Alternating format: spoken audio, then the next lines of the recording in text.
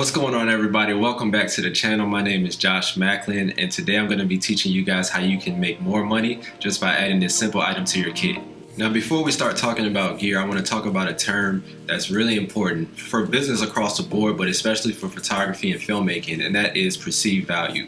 The definition is a customer's own perception of a product or service's merit or desirability to them, especially, and this is important, especially in comparison to a competitor's product. The perceived value is measured by the price the public is willing to pay for a good or service. So the piece of gear I want to tell you guys about has been instrumental in changing my relationship and how I communicate with clients on set, and that is a Tether cart. Basically what a Tether cart is essentially a cart that you're able to have your laptop, a nice big monitor or screen on top of it so that your client can see what the camera sees just as the images are coming in. So when you shoot tethered, essentially you have a USB cable connected to your camera which goes into the laptop. As you're taking photos, you tether into an application like Capture One or Lightroom, and instantly you're able to see exactly what that shot looks like on your computer screen, and if you have an external monitor, even bigger on an external monitor. This is incredibly valuable to a client, especially when you're working on larger projects or with people who are not necessarily comfortable in front of the camera. It helps, I find, in my experience, for people to be able to see what's going on, especially for clients, especially when you're working with larger teams. If a stylist can see the screen, sometimes they may notice something that you won't catch offhand, and they'll be able to go in and adjust the garments, or same thing for makeup or hair or whatever the case may be, especially when you're doing stuff with product. The client really needs to see all of that stuff to make sure that the photos are being captured the way that they want them to, and that everything is looking exactly how they want it to look. So Tether cart is invaluable on set.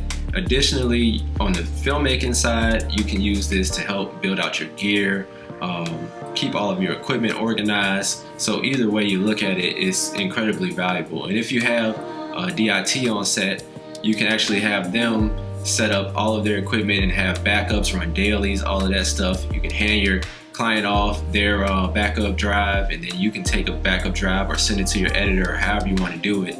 And you can do this all right here on this cart. Now that I've talked about all the benefits, I'm sure you guys are wondering, like, how much is this gonna cost? Like, it sounds like it would be expensive, because if you've ever been interested in a Tether cart and you look them up, you can see that they can run from upwards of $2,000 to $3,000 depending on which one you buy, and sometimes even higher than that, just for a cart, essentially. Now they're really well built, I will say that. But you can get it done, and that's what the point of this video is. You can get it done for a lot cheaper. In fact, you can get it done for around $500. That's minus the laptop or computer or whatever that you use. And I'm gonna run through the parts list now. Before I do that though, I do wanna say that this wasn't my initial idea. I saw a video that DSLR video shooter did, and he built out a cart, and I'll actually link his video down in the description below. He built out a cart similar to this, but it was designed to be a all-in-one production house with a camera and light and all that stuff. So if you're interested in a one-stop shop cart like that, definitely go check out his video. Now, getting into the pricing of everything, like I said, all of the stuff will be listed in the description below, so you'll be able to see all of the current prices, so I won't name them in the video, just in case you're watching this a few months down the line. To start off, you definitely need a cart. That's gonna be your base, what you're gonna be building everything off of. I personally purchased one from Target. It was the utility cart by Olympia Tools. This one in the video that you see is the 150-pound capacity model. I will say that I have since then returned that one and got the 300-pound capacity model, just because of a larger surface area. But again, we're trying to keep this within a budget, so I'm going to make sure that everything falls within that $500 mark, and to get there we need to get the 150-pound one. But if you have some extra to spend, by all means go ahead and get that 300-pound option. First, you want to start off with mounting your monitor. With that, you're going to use a set of 4 of the super clamps. The ones that I found on Amazon, they work pretty good. They do have better options out there if you want to spend more money and get the larger size super clamps by like Impact or Matthews or something like that. Manfrotto makes some good ones. You can get those as well. But for the budget sake, we're going to stick to the cheapest way to get it done possible. So you want to get these mini super clamps off of Amazon, and they have these quarter 20 to quarter 20 male adapters that you are going to use to screw your super clamps together so that you can then mount your heavy duty light stand, which brings me to that. Now, I would not skimp out on this. If you have another light stand laying around, by all means, you can try to use it. But I would go out and purchase, so I think it's around like 50 bucks or so right now, is the current price. This heavy duty air cushion stand from Impact.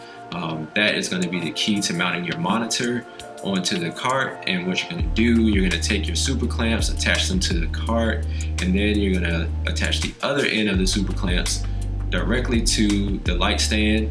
Now you can remove the base of the light stand, but if you want to be able to pull that light stand off and use it for other things, I would just recommend leaving that light stand altogether. It's still going to be nice and sturdy, and it's not going to let your stuff fall on the floor or anything like that. Everything will be nice and secure as long as you tighten it down. Now, to go onto the light stand, there is a Visa mount sold by Impact that's really nifty for this. It has the 5/8 baby pin thread on top, and you just screw it right into the back of your monitor. It's critical to get a monitor that has a Visa mount connection if you want to use this type of mount for your stand. So there's a bunch of different monitors out there. I'll link one down in the description, similar to what I'm using in this video. But feel free to experiment and use whatever you have. I was fortunate enough to have one given to me by my friend TJ after he got a new monitor, so I just took this one off his hands, which freed up the budget a little bit for me to do a little bit more. But you can find a good monitor for around like 200 bucks or so. I wouldn't get anything smaller than a 27-inch if you can help it. Next, you're gonna need all of your cables, all of your supporting cables. So your power strip, you're gonna need your USB tether cable. Tether tools is the way to go on that one. You don't want any connectivity issues, so just go ahead and spend the money and get the good tether tools cable. And then your monitor, if you're buying a new monitor, it should come with an HDMI cable, but I also link one in the description below just in case you need to pick one of those up. Lastly, you need your laptop. Hopefully you should already have a laptop. This is not included in the $500 cost, obviously, but you're gonna connect your laptop and then your camera, and you're essentially ready to go. Now that you have everything set up, you wanna determine which editing software or tethering software you're gonna use. Lightroom and Capture One are two of the bigger ones. Capture One is industry standard. That one works seamlessly. I've used that in the past. I have not purchased it myself. I use the free version, and I've used it on set in the past as well. But Lightroom is another option. Most people already have Lightroom. The beautiful part about this whole kit is the fact that you can do edits on the fly. You can do selects on the fly. Your client is gonna love that. You can dial in a edit if you have a LUT that you previously created for your work. You can have that show up on every photo as you take it. So every time you take a photo, that LUT will automatically be applied, and your client will be wild about the image, like, oh man, this already is looking amazing, and you haven't even done any serious editing to it. So again, this is increasing your client's perceived value. They're feeling like they're getting a lot out of it. They're feeling connected to the shoot, and they're gonna start recommending you to other people. They're gonna feel like, okay, they're getting their money's worth out of this, and it's just a win-win situation for everybody. So with that being said, raise your prices. As soon as you get this kit, raise your prices up, because I guarantee you this is gonna take you and put you a step above everybody else who's not offering this kit or not offering a tethered option on their shoot days. Now, there are some instances where this isn't practical. You may still be able to use the cart, but you may not be able to use the monitor. In that case, having a laptop and being able to tether out on location for those shoots is great. Now, would I use a tether cart for every shoot? If I'm shooting family portraits or some bridal stuff or whatever the case may be, something small like that, no, I would not. Simply because those shoots aren't really designed with that type of format in mind, and you really kind of have to read the room, so to speak, and fill it out for each situation. You'll know what clients you need to have your Tether card and Tether rig for, and which clients you don't need to have it for. So I highly recommend that you guys go out. If you don't build it exactly like this, because to be honest with you, I have since put more money into the card and built it up to my standard after I found a few weak points, then definitely try it out. Start with the base. If that's not working for you, go ahead and start switching stuff out. I forgot to mention too, lastly, the cup holder. You definitely want to have some sort of cup holder on your cart, because naturally when you have a cart in a situation with a lot of people standing around drinking water and coffee, you're definitely going to have people wanting to sit stuff down on your cart, and that's not what you want. Now, I do have a cup holder in this video. I wouldn't recommend it. It was kind of wobbly as soon as I started using it. I will link the one that I recommend in the description below.